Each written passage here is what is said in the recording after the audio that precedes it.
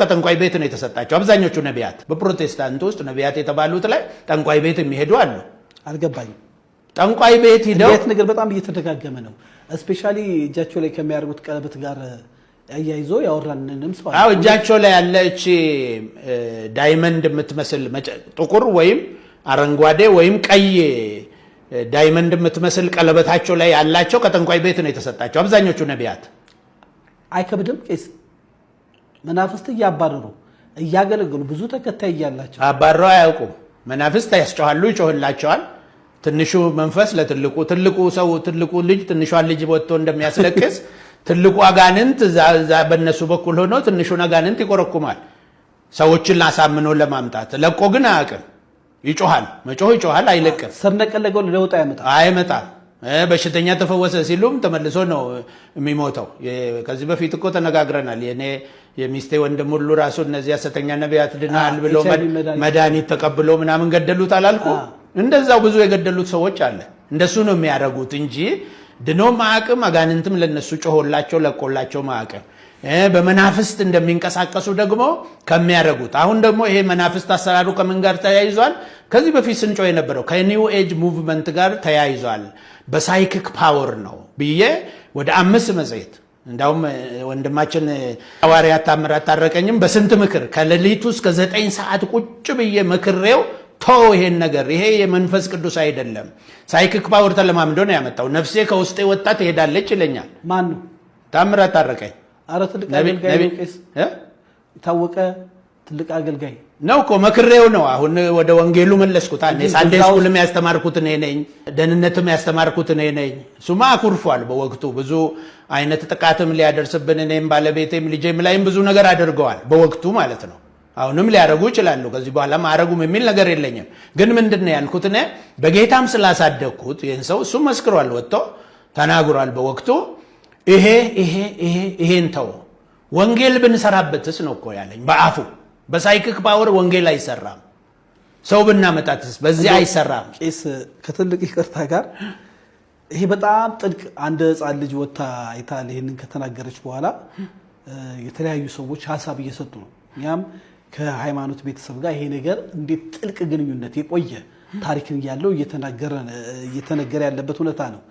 በሰፊው መረጃ አጠናክረን ይህንን የሚመለከታቸው አካላትም እንደው ፊት ለፊትም አምጥተን ብናወያይ አይሻልም ቄስ? ምንም ችግር የለውም እኮ ለኔ መረጃ ያስፈልገውም። እኔ ያለፍኩበት የኖርኩበት ስለሆነ ዝም ብዬ ነው የምተነትንልህ ይሄንን ያየሁትን። ሌሎቹ ስላላዩት ስላልኖሩበት ያኔ አሁን እንደዚህ ብለን ሃይማኖቱንም ላለማስወቀስ ለፕሮቴስታንቱም ለወንጌል አማኙ ለመጠንቀቅ ብለን እየሸፋፈን ነበር የመጣ ነው። አሁን ግን ራሱ እየተገለጠ ስለመጣ የምትሸፍነው አይነት አይደለም።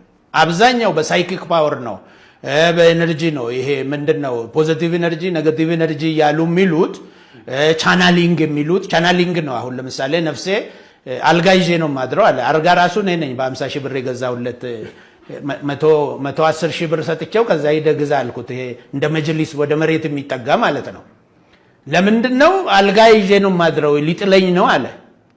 እንደዚህ በቃ እየተሰቃየው እየተቃጠልኩ ምናምን ባለበት ባጣራ ይሻላል። የደውልለታለሁ አውቃለሁ። አምጣው እኔና እሱ ቁጭ ብለን ይኸው ባለቤቴም አለች እሱ የነገረንን ሁሉ በነገረን ሰሞን ይሄን ተው ብዬ ነው የመከረው። እንደው ቄስ ከትልቅ ይቅርታ ጋር ወደ መጨረሻ ጥያቄ ትንሽ ይሄንን ስለተናገርኩ ይኸውልህ አሁን ሰሞኑን እንደዚህ አይነት ነገር ስናገር ያሰድቡኛል። ድሮ አሰድበውኛል። ቁጭ ብሎ አንተና እኔ የምናውቀው ሚዲያ ቁጭ ብሎ ነው የሰደበኝ። እንደዚህ 60 ሺህ ብር ተሰጥቶት ልጁ ማለት ነው።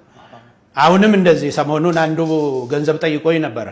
ማለት እንደዚህ ለምን ተሰደብከኝ ብዬ ስደውልለት አንተም ከከፈልከኝ መልሼ ያሞግዛለሁ ምን ችግር አለው ነው።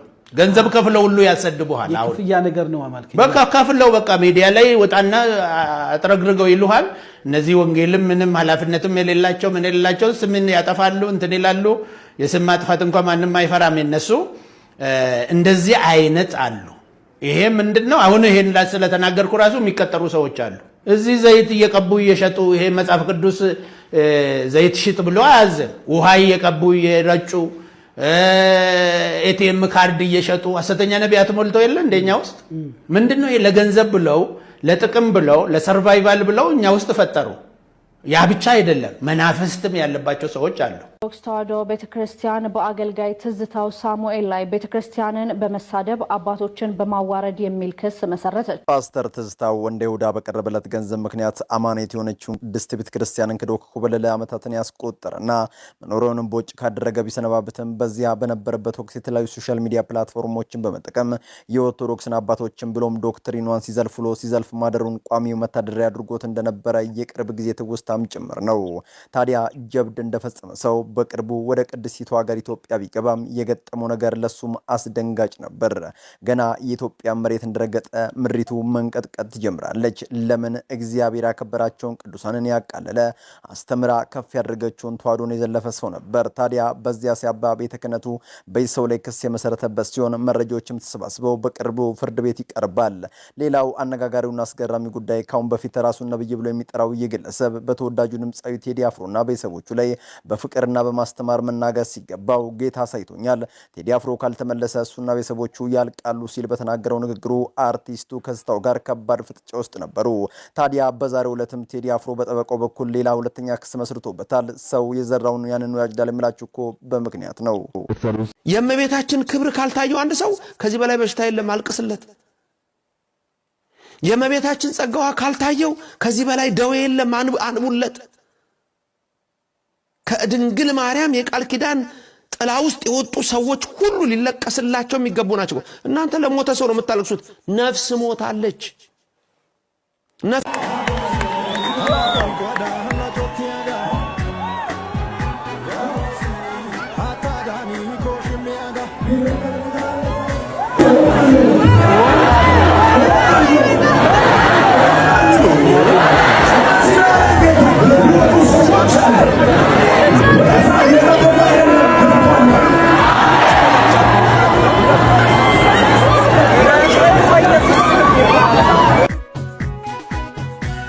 የእግዚአብሔር ትዕግስቱ ባያልቅ ነው። እንደኛ ያለ አረመኔ ያለ፣ እንደኛ ያለ ክፉስ አለ። መጨካከናችን ልክ አልፏል።